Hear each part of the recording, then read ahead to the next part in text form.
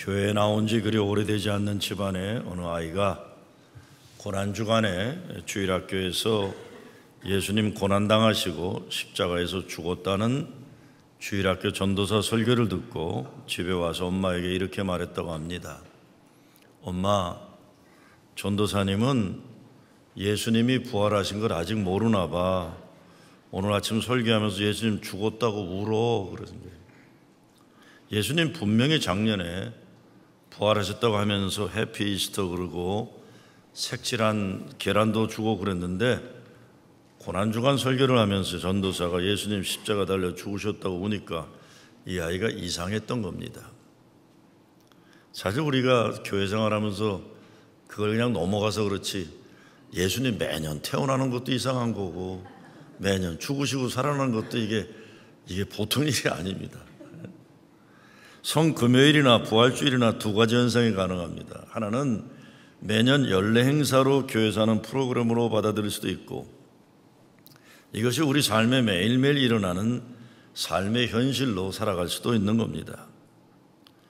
교회 절기회계나 예배나 프로그램이 그냥 지나가는 행사가 되면 안 되고 우리네 삶에 지금 일어나고 있는 예수 구원과 부활의 승리 역사하심이 되어야 합니다.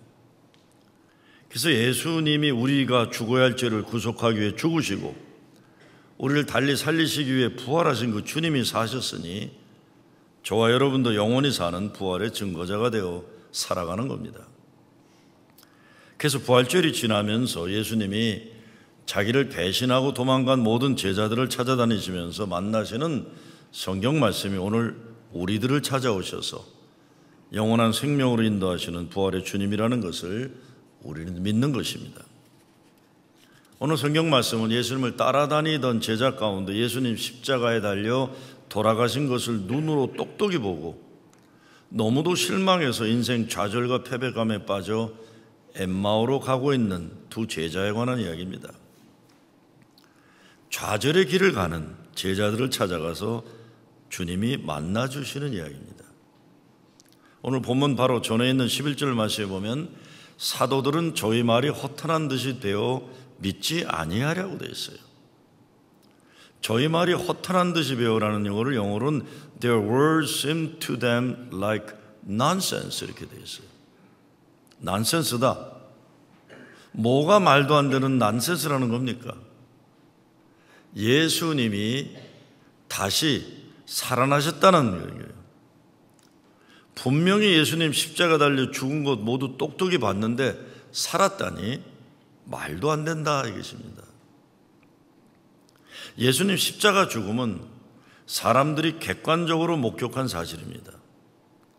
그러니 그것을 확실히 믿고 좌절해서 돌아간 겁니다. 근데 예수님 부활은 주님 찾아와 만나 믿게 된 사람들의 신앙의 고백이에요. 십자가 죽음을 본 사람들은 부활하신 주님에 대한 이야기가 믿기 어려운 말이 안 되는 말이다 이런 얘기입니다. 우리도 그렇습니다.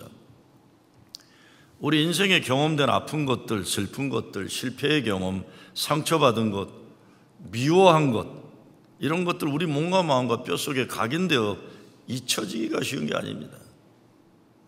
하나님이 100개 넘치는 하늘의 은혜로 채워주시고 땅의 것들로 만족해 하셔도 2개, 3개 어렵고 힘든 일이 있으면 그것에 빠져서 불평하고 원망하고 하나님 사랑과 은혜 금방 잊어버리는 겁니다. 교회에서도 그렇습니다. 100개, 1000개 아무리 교회에서 서로 잘하고 행복하게 신앙생활 했어도 하나, 2개 섭섭하고 시험이 드는 일 생기면 훌쩍 교회를 떠나는 거예요. 어느 나라 임금이 신하들을 좌우로 모아놓고 이런 명령을 내립니다. 오른쪽에 있는 신하들은 세상에 나가서 그 나라 산하에 있는 아름다운 꽃들을 종류대로 찾아오라고 합니다. 왼쪽에 있는 신하들은 역시 그 나라 산하에 있는 독성을 가진 잡초들을 종류대로 찾아오라고 그래요. 정해진 시간이 지나서 신하들이 돌아왔는데 아름다운 꽃들을 찾으러 나갔던 신하들이 이렇게 보고합니다. 임금님, 우리나라에 아름다운 꽃들이 이렇게 많이 있는지 예전에는 미처 몰랐습니다. 잡초들을 찾으러 나갔던 신하들도 보고합니다. 임금님, 우리나라에 독성을 지닌 잡초들이 이렇게 많은지 예전에 미처 몰랐습니다. 왜 어떤 사람들은 아름다운 꽃을 많이 찾아왔고 어떤 사람들은 잡초들만 많이 가지고 왔습니까? 답은 간단합니다.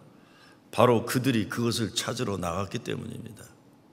인생도 마찬가지입니다. 우리가 무슨 목적으로 무엇을 추구하며 사는가에 따라 찾는 물건들의 내용이 달라지는 겁니다. 제가 목회수양에 썼지만 이제 우리 교회 온 지 4년이 되는데 4년 만에 처음으로 149가와 38가 코너 있는 우리 박진장 안에 매그놀리아, 목련꽃이 그렇게 이쁘게 꼰 곳 처음 봤습니다. 내가 너무 놀랐어요. 왜 나는 이걸 처음 봤을까? 매년 저기에 그 적목련이라서 빨간 아름다운 큰 꽃이 매년 화려하게 폈을 텐데 나는 왜 처음 봤을까? 왜 처음 봤을까요? 나는 우리 교회에 그런 꽃이 필 거라고 생각을 안 했기 때문에 그래요. 매그놀리아는 남부에 피는 거예요. 내 생각에는 워싱턴이나 아틀란타나 이런 데 피는 꽃이에요. 꽃이 큰 것이에요. 우리 교회에 있을 거라고 생각 안 했으니까 매일 여기 살면서도 그 꽃을 지난 금요일 날 처음 봤어요. 우리 인생도 마찬가지입니다. 내가 무엇을 생각하느냐의 내 프레임에 따라서 삶에 그것을 보고 살아가는 거예요. 엠마오의 제자들은 실망과 좌절에 빠져 있습니다. 그들이 지난 3년간 예수님을 따라다니며 소망했던 모든 미래의 꿈이 깨어졌습니다. 그래서 이제 모든 것을 포기하고 과거의 삶으로 돌아가고 있습니다. 그래서 이제 좌절과 패배의 확실한 증거물 가지고 돌아가는 거예요. 그들 눈으로 본 그 경험이 그들의 현재와 미래를 결정해주고 있는 겁니다. 서울대학교 최인철 교수가 프레임이라는 책에 썼는데 거기에 사회학자 벤자민 바보의 글 가운데 이런 말이 인용됩니다. 나는 세상을 강자와 약자, 성공과 실패로 나누지 않는다. 나는 세상을 배우는 자와 배우지 않는 자로 나눈다 그랬습니다. 무슨 말입니까? 인생 살아가는 프레임에 따라 삶의 현실이 결정나는데 성공과 실패의 틀에 갇혀 살지 않고 어떤 현실에서도 배우는 자로 살아야 한다는 겁니다. 믿음의 세계는 더욱 그렇습니다.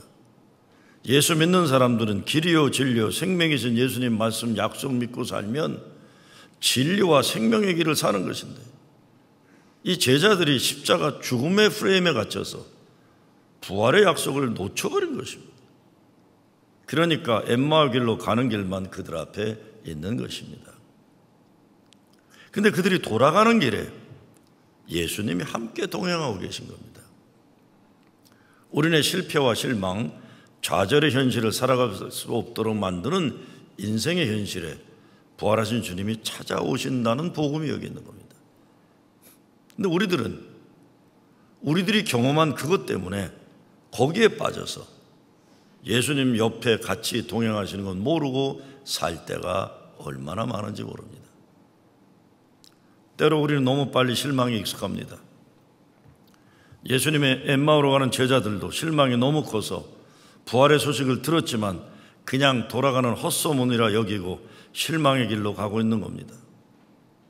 부활하실 것이라고 말씀하신 예수님 약속보다 자기 자신들의 패배감과 좌절감이 더 커서 그것에 집착해 있는 것입니다. 문제에 직면했을 때 그것을 대하는 사람들의 자세가 여러 가지입니다. 베드로처럼 항상 당황해서 앞뒤를 가리지 못하면서 말하고 행동하는 유형이 그래서 늘 후회해요. 또 요나처럼 문제를 직면하기보다 도망가는 형이 있어요. 가룟 유다처럼 자기 뜻대로 안 되면 자기가 자기 분에 못 이겨서 스스로 자기를 파괴하는 형이 있습니다. 이스라엘 백성들이 광야에서 시도 때도 없이 원망했던 것처럼 무슨 문제만 생기면 하나님을 원망하고 다른 사람들을 원망하다가 가나안 약속 땅에 들어가지 못하는 원망형도 있습니다. 모세처럼 문제가 크면 클수록 그 사람의 능력이 발휘되고 믿음이 커지는 도전형도 있습니다. 사도 요한처럼 끝까지 주님의 약속 믿고 주님 곁을 떠나지 않는 순종형도 있습니다. 우리는 어떤 신앙을 살아가고 있습니까? 오늘 본문을 통해서 우리들에게 필요한 신앙 회복의 모습을 생각해 보고 싶습니다. 첫째, 동행하시는 부활주님을 보는 눈이 열려야 돼요. 어떤 신학자는 방에만 갇혀서 바깥 세상으로 나오지 않는 신앙은 발전하지 못한다고 하면서 힘들고 어려워도 길을 찾아가는 신앙이 발전하는 신앙이라 했어요. 이거는 방에 갇혀 있다는 것만이 아니라 의식과 생각과 신앙과 신학이 항상 고정되어 있어서 새로운 것을 받아들이지 못하는 폐쇄적인 신앙을 얘기하는 거예요. 16절에 보면 저희의 눈이 가리워져서 그인 줄 알아보지 못하고 그러라고 했어요. 예수님에 대한 과거의 기억들은 생생하지만 지금 현재는 눈이 가리워져서 예수님이 옆에 있어도 보지 못하고 있어요. 믿음의 눈이 열리지 않으면 보아도 보지 못합니다. 예수님에 대한 과거의 기억들은 생생하지만 지금 현재는 눈이 가리워져서 못 보는 거예요. 예수님 계셔도. 영어로 selective hearing이란 말이 있습니다. 사람은 자기가 듣고 싶은 것만 듣는다는 거예요. 근데 어떻게 이것이 듣는 것만에 국한되겠습니까? 우리가 듣는 것도 보는 것도 느끼는 것도 내 인생의 전제와 선입감에 빠져서 그것에 따라 보고 듣고 느끼는 거예요. 그렇기 때문에 자기의 것에 너무 빠져 있으면 하나님이 보여주시는 것을 보고도 보지 못하고 들어도 듣지 못한다는 것입니다. 엠마오로 가는 제자들은 실망이 너무 커서 그들이 예수님에게 가졌던 기대와 꿈이 깨졌습니다.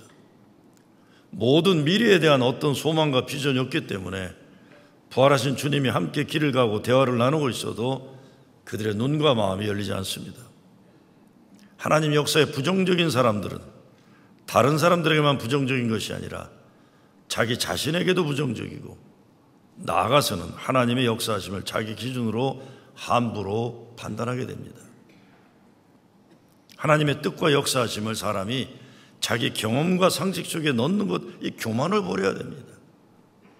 논리의 세계에도 흑백 논리 이상으로 보지 못하는 사람은 인생에서도 깊고 높은 고상한 것을 인정하지도 못하고 꿈꾸지도 못해요. 그래서 중학생의 수준에 있는 사람들이 대학생들, 대학원생을 함부로 말하는 게, 그래서 여러분 중국의 모택동이 인민혁명 할 때도 문화혁명 때도 제일 많이 사용한 사람들이 중학생 수준의 사람들을 사용한 거예요. 시키는 대로 흑백 논리에 빠져 있는 사람들, 지식인들 다 죽이는 거예요. 신앙도 그래요. 중학생 수준에 있는 사람들은 자기가 최고인 줄 알아요. 내가 알고 있는 게 다인 줄 알아요. 더 이상은 다른 사람들을 오히려 불편하게 생각하고 그것이 틀렸다고 하는 거예요. 나치 독일의 히틀러도 그렇고 실제적으로 이 독재자들이 움직이는 사람들이 그런 사람들을 움직이는 거예요. 그 사람들은 아무리 성경 말씀을 듣고 들어도 자기 인간의 경험과 상식의 한계 안에 살기 때문에 변화하기가 어려운 겁니다. 그래서 인종차별의식이나 종교 간의 분쟁이나 사상 이념 갈등의 높은 벽이 쉽게 무너지지 않습니다. 세대 간 세상을 보는 시각 차이의 꼴도 마찬가지예요. 가정도 그렇고 교회도 그렇고 나라와 민족도 새로운 세계를 향한 열려있는 창조적 발전을 위해서 하나님 약속 믿고 믿음과 소망을 가져야 됩니다. 문제를 보느라 너무 인생 많이 에너지 쓰지 말고 그 속에 담겨져 있는 하나님의 믿음, 소망, 사랑의 역사를 보는 눈이 활짝 열려야만 됩니다. 사람은 어떤 마음을 가지고 어떤 믿음을 가지고 사느냐에 따라 인생 현실이 좌우됩니다. 2차 대전 때 독일의 군사력을 영국은 감당할 수 없었습니다. 영국 국민의 마음을 붙잡아낸 것은 윈스턴 처칠 수상의 강한 리더십이었어요. 2차 대전 때 윈스턴 처칠의 명언이 가장 많이 나오는 겁니다. 그가 이런 말을 합니다. 비관주의자는 어떤 기회 속에서도 어려움을 보고 낙관주의자는 어려움 속에서도 기회를 본다 그랬습니다.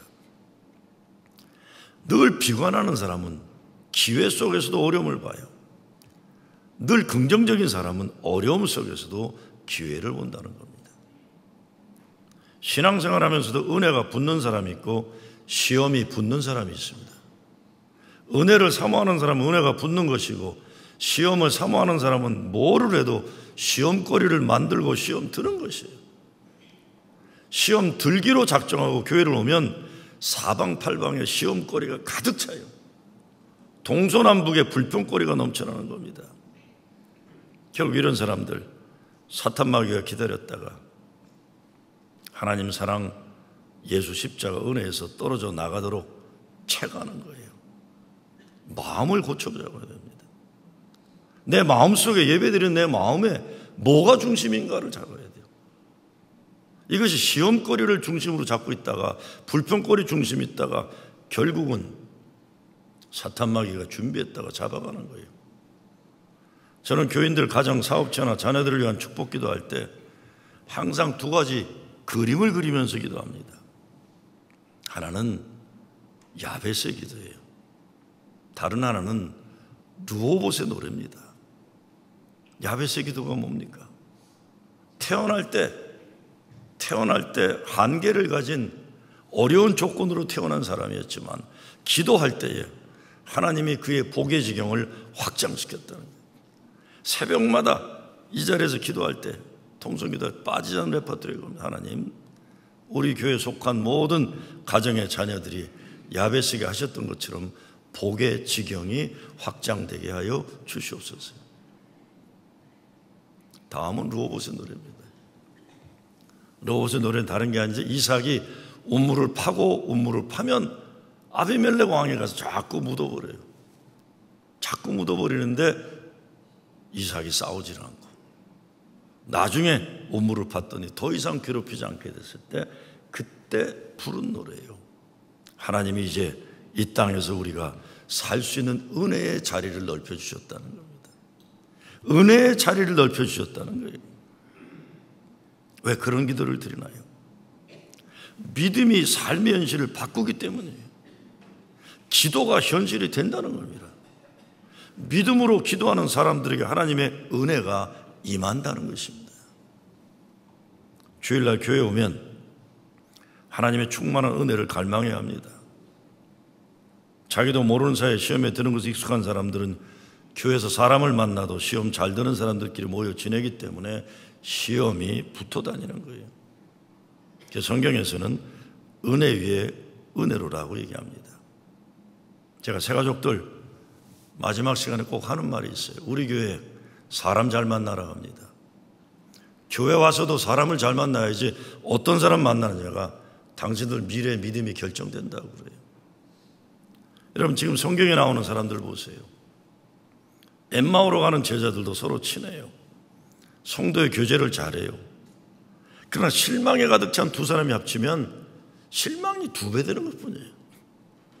한 사람이라도 야, 이거 우리 이러면 안 된다. 예수님이 약속했지 않냐? 야, 나 예수님 말씀이 기억난다.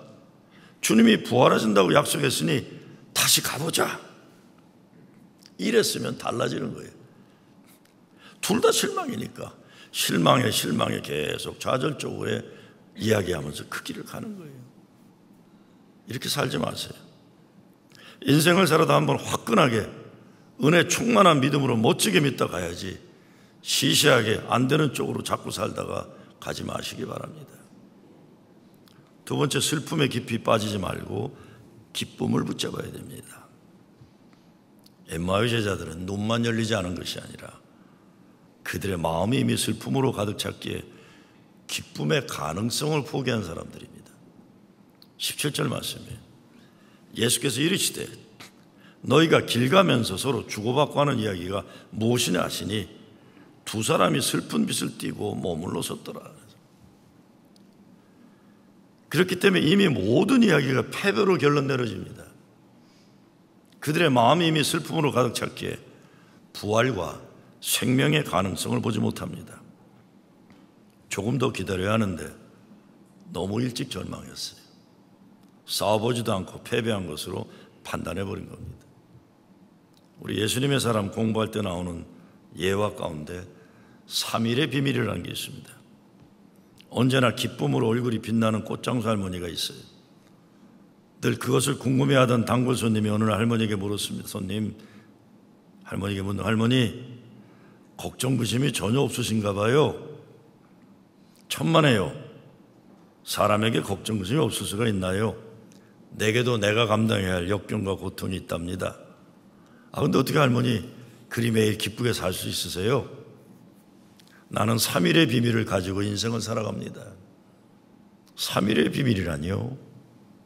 3일의 비밀이란 걱정거리가 생길 때마다 하나님께 기도를 드리고 3일을 기다리는 것입니다.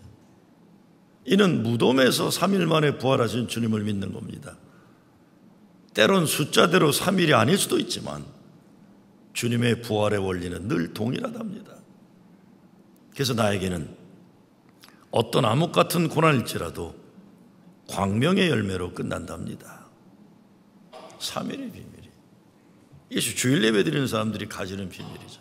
이것 때문에 우리도 소망하고 사랑하고 일어나는 겁니다. 마지막으로 신앙으로 세상 현실을 이겨야 됩니다.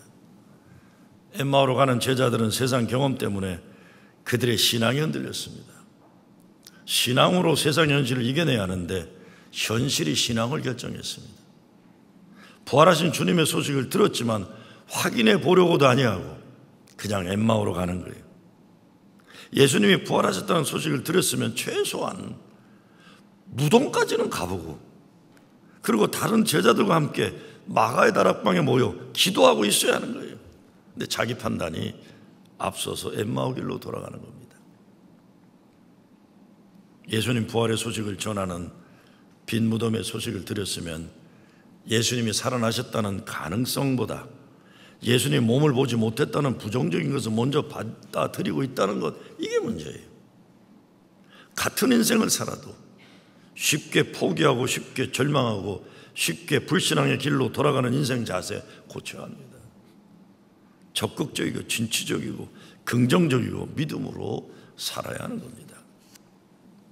오늘 본문의 핵심은 이 엠마오의 제자들이 변했다는 것입니다. 주님과 음식을 나누면서 눈이 밝아졌어요.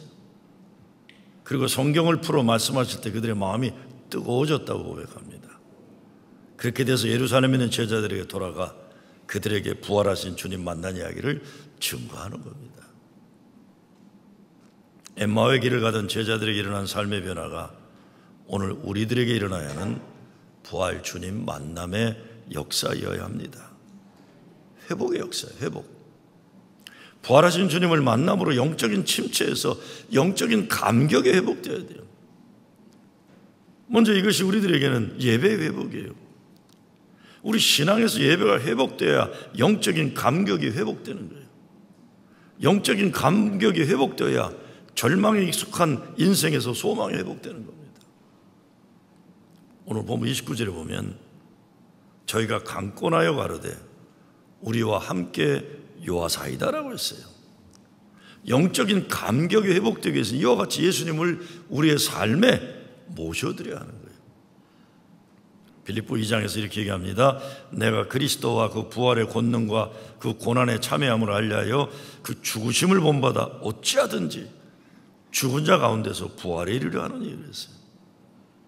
저는 이 구절을 영어로 읽으면 더 힘이 나요. I want to know Christ and the power of His resurrection. I want to know Christ and power of His resurrection. 예수를 알기 원하는 강한 의지, 부활의 주님을 만나기 위한 강한 의지, 이 사모함이 내 눈이 열리지 않았으면 안타까움이 있어야 돼요. 영적인 목마름이 있어요. 영혼의 목마름이 있어요. 영혼이 성장하는 것입니다. 우리의 영혼이 메마를 때는 이유가 있어요. 가장 흔한 이유는 세상에 마실 것들을 너무 많이 마실 때 그래요. 예수님이 말씀하시는 내가 주는 말, 영혼이 목마르지 않는 영생의 샘물이 아니라 세상의 것들을 너무 많이 마실 때 영혼의 갈증은 더해가는 겁니다. 마시지 말아야 할 것들을 많이 마실 때 영혼의 목마름은 더해가는 거예요. 그리스도를 알려함이라, 부활의 능력을 알려함이라. 진정한 영적인 목마름을 해결하는 길은 그리스도를 아는 것입니다. 무엇보다 우리가 하나님을 향해 목말라 하는 것은 하나님의 영 성령이 우리 심령 속에서 살아 역사하신다는 증거입니다. 더 기도하고 싶고 더 말씀 보고 싶고 더 기쁨으로 찬양하고 싶은 것은 성령께서 우리의 심령을 움직여 주시는 것입니다. 부활하신 주님을 만남으로 신앙의 기쁨을 회복하게 되는데, 무엇보다 성경 말씀이 내 귀에 들어오고 내 마음에 들어오는 역사가 일어나기 위해 성경을 읽을 때 주님이 나를 찾아와서 함께 계신다. 기도할 때 부활하신 주님이 내 곁에 함께 계신다. 내가 밥을 먹을 때 주님이 함께 드시고 계신다. 엠마오 제자들을 찾아오신 주님 우리도 찾아오신다고 믿을 때, 이때 신앙의 기쁨이 회복되는 거죠. 무엇보다 신앙의 기쁨을 맛보지 못하는 것은 성경을 맛있게 묵상하며 먹지 않기 때문입니다. 기도할 때도 성경 말씀을 붙잡고, 기도할 때 기도의 날개가 달려 하나님을 향해 날아갈 수 있는 힘이 생기는, 가슴이 뜨거워지는 신앙, 눈이 열리는 신앙을 위해서는 주님과 함께하는 성도에게 이제 교통함이 있어야 됩니다. 이것이 30절 말씀이에요. 저희와 함께 음식 잡수실 때에 떡을 가지사 축사하시고 떼어, 나눔과 교제를 뜻하는 거죠. 개인적인 체험은 그래서 뜨거워져도 위험의 요소를 안고 있어요. 그 뜨거움이 믿음의 공동체를 통해 검증돼야 됩니다. 뜨거운 영적 체험을 위해 우리는 예수 그리스도의 사랑과 나눔과 섬김의 소명이 회복되어야 됩니다. 예수는 혼자 잘 믿을 수 없습니다. 예수님이 그런 분이 아니십니다.